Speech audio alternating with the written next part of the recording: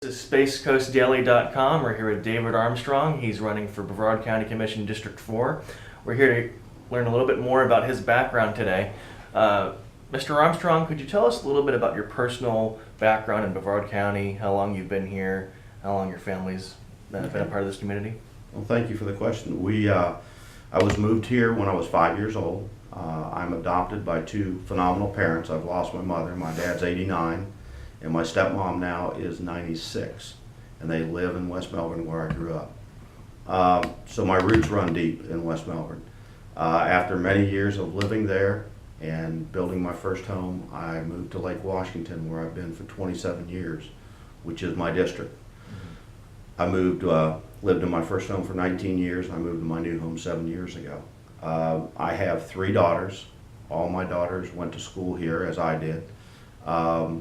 And all three of them are successful ladies in their field. The oldest daughter is Problem Solving International. She just got back from Singapore. My middle daughter is a full-time mom and a part-time banker with Chase.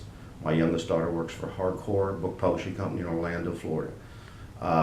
Lucky to keep 2 out of 3 in Melbourne. My youngest loves to travel and loves her corporate life. And that's good because she's, like all of them, very spirited and self-willed.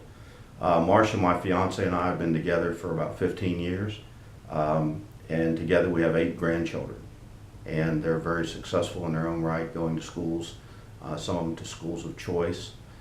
My oldest grandson was chosen for Problem Solving International and won the state of Florida, so pretty proud of their heritage and the push that they have from their mothers and dads. Like I said, I was adopted and moved here. I've lived in Melbourne 57 years. I attended Ruth Henniger Elementary School, Southwest Junior High, and graduated from Melbourne High. Those were the years you had to really plan for college. So work was no foreign to me. From 14, I picked fruit at Hauser's Fruit Grove, worked for Greyhound Bus Station, pumped gas, whatever jobs were available. My dad was a contractor. So we were just right there in the middle of the street as far as classification, if you will.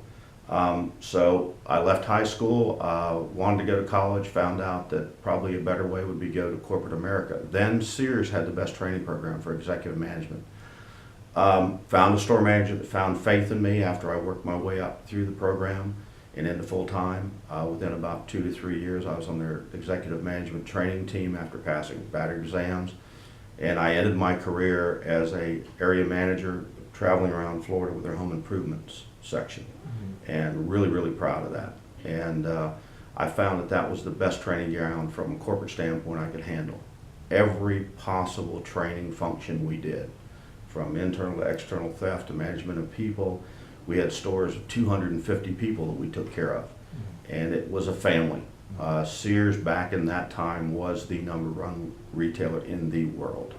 I retired from them because I wanted to do more for my daughters. Then being a single father, I knew I had to make more money because I had 3 in college almost simultaneously. You know, one would get out, one would get in, 2 would be out, 1 would in. All 3 of them got their 4-year degrees, and they went on for their masters and further in the educational field. Today, I own Armstrong Custom Homes, which I've owned for the past 27 years, in the same location with the same phone numbers I started out with. I do commercial, residential, custom homes, development. I go so far as doing professional witnessing for attorneys here in town. So I find that I have a real handle on what's going on around Brevard. So in a lot of task forces, a lot of committees that demand some personal attention, and I find that rewarding. I'm a big Rotarian, been a Rotary for over 20 years. I find it one of the most outstanding groups I've ever been involved with. I've been a president, assistant to the district governor, and I find that no matter what you do, you have to give back to your community. If you don't and you're selfish, then there's going to be a time when you need that community to be behind you, and they will be behind you 100%. And could you tell us about how your business background plays into your plans now to get involved with the community at the commission level, how that has inspired you to pursue the office that you're going after now? Absolutely. The biggest situation that we have is a lot of people like to talk about how things can be better, or things need to be blown up and restructured. I don't believe that's necessary. When I worked for corporate America, I took those values and ideas through and into my personal company. When we went through the construction turn down, we still supported our subcontractors. We came out of that construction turn down with a very high credit score, with a very high ratio of people with our company, and we just changed a bit. We had to change a bit to survive through those 3 to 5 years. I believe now is the time that we're on a solid ground and we're moving up. So with my background in corporate America, very, very structured, very, very much to sticking to a plan, very, very much understanding what you have to do to change, I believe that background, along with 27 years of personal life in my own personal company where you have your own personal money on the line every day, has made me a better manager. And at this point in life, I want to give back to my community in a larger way. This is the only way I see to give back in a much larger way. We have a lot of assets as a county, whether they be natural, whether they be our shores and our waterways, whether it be our attractions. We have a lot to give back. We have to focus on what we're giving back, what we're doing to support the community in a government way. We don't need to get sidetracked on strange little things, and we need to have more of a consistency, if you will, on the diocese. There does not need to be people that turn into the county commissioner meeting the day after on Space Coast TV for amusement. It should be for knowledge-based information. What we see today is a tremendous amount of non-focusing on the public that we represent. As a county commissioner, you represent your district and all of Brevard. Personal agendas, personal attacks, personal tiffs going on is not necessary and shouldn't be there. We do not need to be aggressive. I'm not going to be your commissioner that comes and says I'm going to blow things up and vote no on everything. There's some things that needs to be voted no on. There's some things that need to be voted yes on. We need to be open-minded enough as a commissioner to use our knowledge and our staff to research it in such a manner that you make a logical decision. That's what staff's there for, and that's what we're there for, to represent all of Brevard County. Personal interests are not my focus point, and that's how I believe I became successful. My sound business practices in my personal company has come from building consensus. And you don't build consensus by constantly irritating the people you work with. You work with those people. You're there by choice.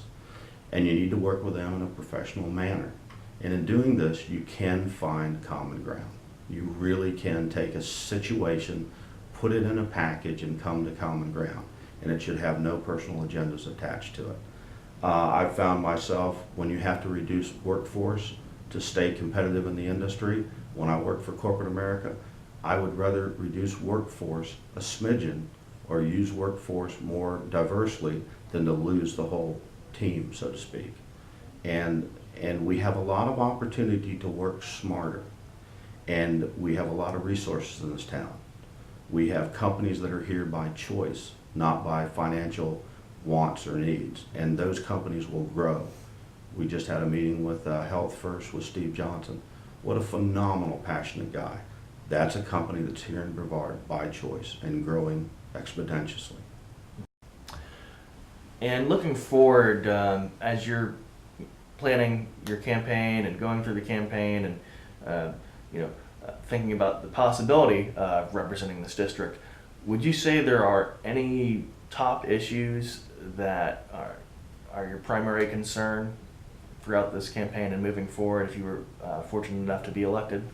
Yes, I do. I believe that now that we've been over the initial shock of the Space Center and we're growing our smaller companies, I think it's important to encourage small business growth here and encourage small business to come into the town.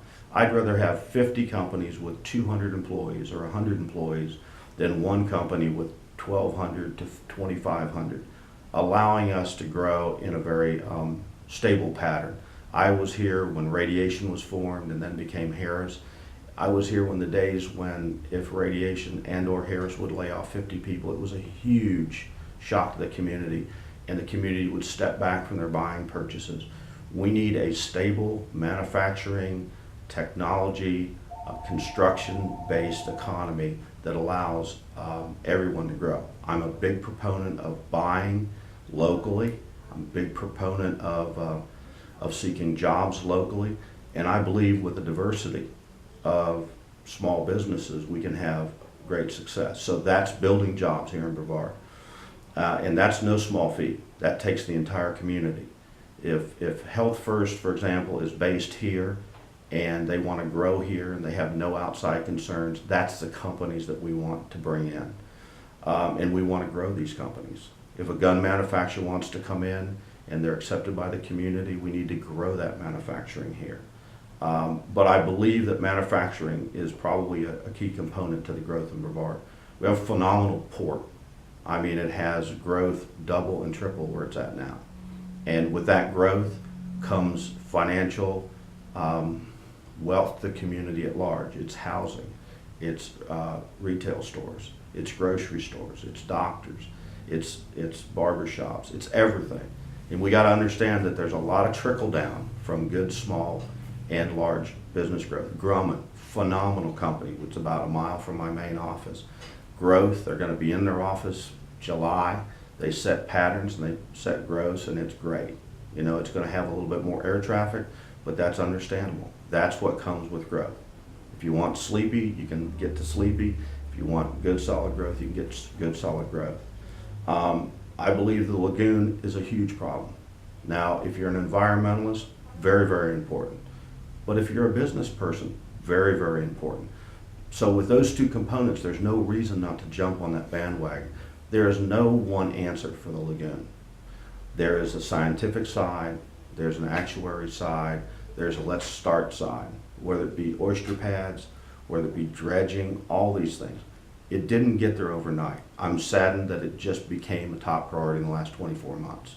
That saddens me. I'm not a big water guy. I don't have time to get on the water, but I have constituents that talk about this, and it's gradually, since the late 80s, gotten worse and worse and worse. We have got to jump on this as a community and as a state. But there's a lot of the lagoon, and it touches several counties.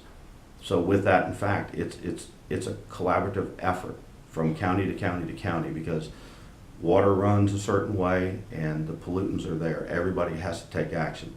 I fear that we look at the low-lying fruit and we don't look at the larger problem. What do I mean by that? Fertilization is a topic, septic tanks is a topic. That's not all the problem. It's deeper than that. It's a renourishment. It could be nature itself killing off seagrass, which has been a topic. These things, they touch you whether you're an economic person or whether you're an environmentalist. So I don't think anybody in our community should see this as not an opportunity to do better. So I don't think the county commission can give a whole answer. I don't think Steve Crisafulli, who's going to really do a phenomenal job to bring it to light, but he's only going to be there a few years. We need to take this thing, set a pattern, not have a huge amount of meetings on it, but I have a couple sayings that I live with. How do you eat an elephant? One bite at a time and start early. So you've got to get on a bandwagon.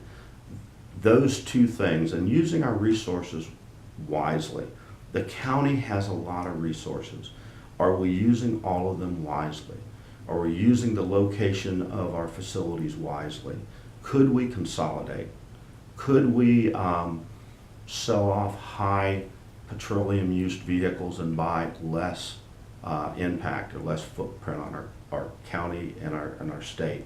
These are small things, but small things collaborated with many other things can become sustainable and long running. It's a mindset. It's a mindset. And when you get that mindset right, you can grow. We are long, but as I have noticed, I used to think, golly, if I worked in Cocoa, I was out of town, or if I worked in Titusville, I was out of town. Now it's not that way. You jump on 95, you make sure you make the trip, and with communication the way it is today, we can get our jobs done no matter what. The county commission can do a better job at looking at making decisions that affect the entire county, not just their local districts. And if they do that, we're going to have a better county. And if we do that, we'll have a better commission. But we need to get beyond this supposedly infighting. And I don't know what it's all about. And I guess I won't go there because I don't want to get trapped in that. It's a new beginning for me. As your county commissioner, it's going to be bringing my talents to talk with people and to bring these people, including myself, to understanding. I don't have all the answers. Maybe there's a topic that I might have an opinion on that I need to look at wider before I develop an answer about. So there's a lot of things I don't understand. But from a business standpoint, I don't think there's anything better than successfully running your own company for 30 years, having money in the bank, running through the small times, keeping your contractors busy. I think that's a format to running any business. Whether it's me as a business person or putting a focus group together of 10 of the top businesses in this town and then using their direction wisely and adopting it. We cannot continue to do things the way we've done. We've got to move forward with the money we have. Well, we all are looking forward to this campaign season, and we know you have a very busy schedule. So we thank you for taking the time to speak with us, and we wish you luck as you go out there and meet the community. And again, thanks for taking the time to speak with Space Coast Daily. Well, and I appreciate it because I made it a point to be here because I know Space Coast Daily gets a lot of viewing, and this mode of getting my word out is very important to me as well as you. All right, Thank thanks you. a lot.